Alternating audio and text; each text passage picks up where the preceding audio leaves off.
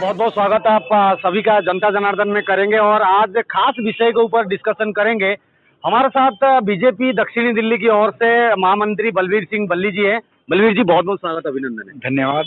आज मेरे तरफ से कुछ ऐसे सवालात होंगे, शायद बल्ली जी को बुरा भी लग सकता है, मगर वो सवाल ऐसा है दोस्तों, वो करना जरूरी है क्योंकि दिल्ली स्तर पर आजकल इन दिनों जिस प्रकार से डेमोलेशन को आधार बना करके पीला पंजा का जो शिकार होते हुए जनता को रोते बिलखते हुए आप देख पा रहे हैं अनेकों रिपोर्ट में। बल्ली जी, आजकल खासकर अभी हालिया दिनों में महरौली में जिस प्रकार से डेमोलेशन को अंजाम दिया गया, डीडीए के अधिकारी डीडीए के माध्यम से पैरामिलिट्री फोर्स के जवान को तैनात कर काफी वर्षों से रह रहे थे दोस्तों, और महरौली में जिस प्रकार से उनका आशियाना उजड़ गया वो काफी दुखी है। बल्ली जी, क्या हो रहा है, किस तरीके से अनेकों जगह ऐसे रेक्टिफाई भी? देखिए, सबसे बड़ी बात तो ये है कि लोगों के साथ ऐसा अन्याय तो होना नहीं चाहिए, उनको प्रॉपर टाइम और उनको मिलना चाहिए। लेकिन देखिए, लोगों को सोचना पड़ेगा कि वो किस जगह पे अपना आशियाना खरीद रहे हैं। अगर आप सरकारी जमीन पे कोई जगह खरीद रहे हैं, आपने रजिस्ट्री करा ली, अगर आप रजिस्ट्री को चेक करेंगे तो रजिस्ट्री पे नंबर गलत होगा। तो लोगों की ये जिम्मेदारी बनती है कि कोई भी इस प्रकार का दिल्ली में, क्योंकि देखिए दिल्ली में बहुत तरह की लैंड है। यहाँ पे ग्राम सभा की लैंड है, अब गांव के आसपास हो गए, यहाँ पे लाल डोरा की लैंड है, यहाँ पे एग्रीकल्चर की लैंड है, यहाँ पे फॉरेस्ट की लैंड है। तो लोगों को ये स्टेटस जानना बहुत जरूरी हो जाता है कि जब आप जमीन लेते हैं तो कम से कम आप आसपास जाके एसडीएम के यहाँ जाके ये एक प्रॉपर अथॉरिटी के पास जाके कम से कम उसका लैंड स्टेटस मालूम करें। लेकिन जब परेशानी आती है तो लोग रोने बिलखने लगते हैं।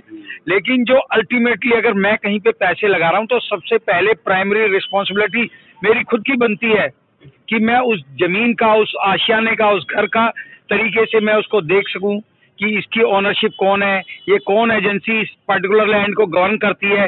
देखिए होता क्या है, यहाँ पे कहीं पे एमसीडी ने गवर्न किया हुआ है लैंड को, कहीं पे यहाँ पे दिल्ली का जो रेवेन्यू डिपार्टमेंट है, जो एसडीएम डीएम होते हैं, तहसीलदार होते हैं, उन्होंने किया हुआ है। कहीं पे यहाँ डीडीए की लैंड है। अभी जो महरौली में केस हुआ है ये लैंड डीडीए की लैंड है, और लोगों ने, बिल्डरों का देखिए माफिया होता है, और उन्होंने कैसे मिलके वहां पे घर बना दिया, लोगों की रजिस्ट्रियां भी करा दी। लेकिन जो भी अधिकारी इसमें संलिप्त पाया जाता है, जिसने गलतियां की हैं और इस प्रकार की लैंड की रजिस्ट्रियां की है, कोई ओनरशिप राइट्स को उसने ट्रांसफर करने की कोशिश की है, तो उसके अगेंस्ट सख्त से सख्त कार्रवाई होनी चाहिए ताकि लोगों को न्याय मिल सके। लेकिन फिर भी आपको न्याय तो मिलेगा, लेकिन हो सकता है आपको परेशानी उठानी पड़ेगी। उस बिल्डर को अगर सरकार जेल में डालती है जिसने इस प्रकार की लैंड को देखा है, इस प्रकार के आशियानों को, लोगों का एक सपना होता है, उनके सपनों का उन्होंने गलत इस्तेमाल किया है, तो उनको भी जिम्मेदारी बनती है सरकार की, प्रशासन की, कि ऐसे लोगों के अगेंस्ट सख्त से सख्त कार्रवाई करें और गरीब लोगों का पैसा उनको वापस दिलाया जाए।